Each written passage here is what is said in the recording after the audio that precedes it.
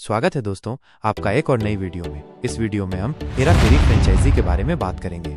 शुरू से लेकर अब तक क्या क्या हुआ सब चीजें हम आपको डिटेल में बताएंगे। तो चलिए वीडियो शुरू करते हैं। कहानी शुरू होती है उस दौर से जब साल 2000 में हेरा फेरी नाम की एक फिल्म ने बॉलीवुड में धमाल मचाया।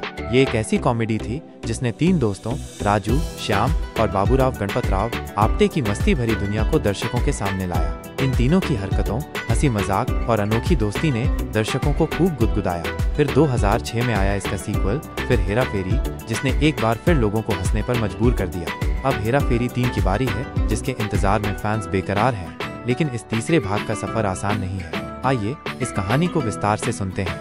हेरा फेरी 3 अब तक का सफर।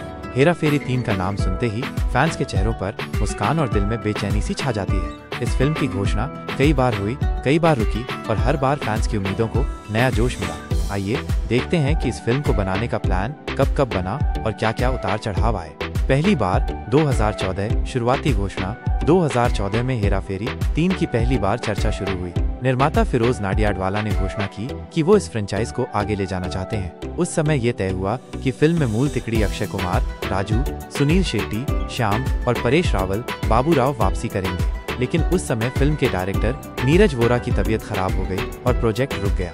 दूसरी बार 2017 नीरज वोरा का सपना। 2017 में नीरज वोरा, जिन्होंने फिर हेरा फेरी का निर्देशन किया था, इस फिल्म को डायरेक्ट करने के लिए तैयार थे।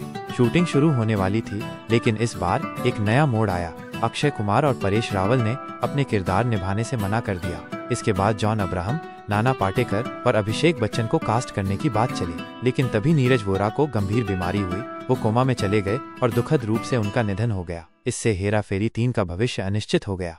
तीसरी बार 2018 इंद्र कुमार का दौर।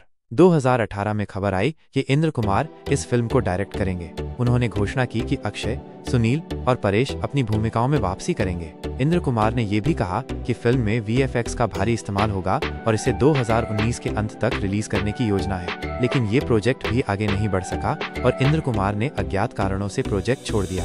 2022 में फिरोज नाडियाडवाला ने पुष्टि की कि हेरा फेरी 3 बन रही है और इसमें मूल तिकड़ी होगी। लेकिन इस बार एक नया ट्विस्ट आया।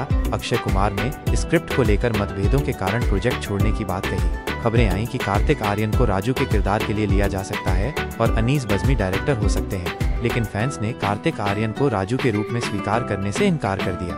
2023 में खबर आई कि फरहाद सामजी फिल्म को डायरेक्ट करेंगे और शूटिंग मुंबई के एम्पायर स्टूडियो में शुरू हो चुकी है। संजय दत्त भी कास्ट में शामिल हुए। लेकिन फैंस ने फरहाद सामजी के निर्देशन की आलोचना की और उनकी वेब सीरीज पॉपकॉर्न के बाद बॉयकॉट फरहाद सामजी ट्रेंड करने लगा। 2025 में एक बड़ा अपडेट आया। प्रियदर्शन, जिन्होंने पहली हेरा फेरी को डायरेक्ट किया था, तीसरे भाग के लिए वापस लौटे। उन्होंने अपने जन्मदिन पर इसकी घोषणा की और अक्षय, सुनील और परेश ने उनकी वापसी का उत्साहपूर्वक स्वागत किया। फिल्म की शूटिंग दिसंबर 2025 से मई 2026 तक चलेगी और रिलीज 2026 या 2027 में हो सकती है। परेश रावल और नया विवाद। हाल ही में हेरा फेरी 3 को लेकर एक बड़ा विवाद सामने आया। मई 2025 में खबर आई कि परेश रावल ने फिल्म छोड़ दी है। इसका कारण शुरू में रचनात्मक मतभेद बताया गया, लेकिन परेश ने अपने एक्स अकाउंट पर स्पष्ट किया कि उनके और प्रियदर्शन के बीच कोई मतभेद नहीं है। उन्होंने कहा, मैं ये स्पष्ट करना चाहता हूँ कि हेरा फेरी 3 से हटने का मेरा फैसला रचनात्मक मतभेदों की वजह से नहीं था। मैं प्रियदर्शन के लिए बहुत सम्मान और विश्वास रखता हूँ। इसके बावजूद एक और चौंकाने वाली खबर ने फैंस को हैरान कर दिया। कुछ रिपोर्ट्स में दावा किया गया कि अक्षय कुमार ने परेश रावल के खिलाफ 25 करोड़ रुपए का मुकदमा दायर किया है, क्योंकि परेश ने प्रोडक्शन के बीच में प्रोजेक्ट छोड़ दिया। कुछ एक्स पोस्ट्स में ये भी कहा गया कि अक्षय ने फिरोज नाडियाडवाला से फिल्म के राइट्स खरीद लिए और परेश के हटने से प्रोडक्शन को नुकसान हुआ। हालांकि ये दावे पूरी तरह पुष्ट नहीं है और कुछ फैंस इसे प्रचार स्टंट मान रहे हैं। परेश ने एक इंटरव्यू में ये भी कहा कि बाबूराव का किरदार उनके लिए गले का फंदा बन गया है। वो चाहते हैं कि लोग उनकी दूसरी भूमिकाओं को भी उतना ही प्यार दें। उन्होंने कहा, मुझे इस किरदार से बहुत प्यार है, लेकिन मैं नहीं चाहता कि लोग मुझे सिर्फ बाबूराव के रूप में देखें। हेरा फेरी 3 का भविष्य।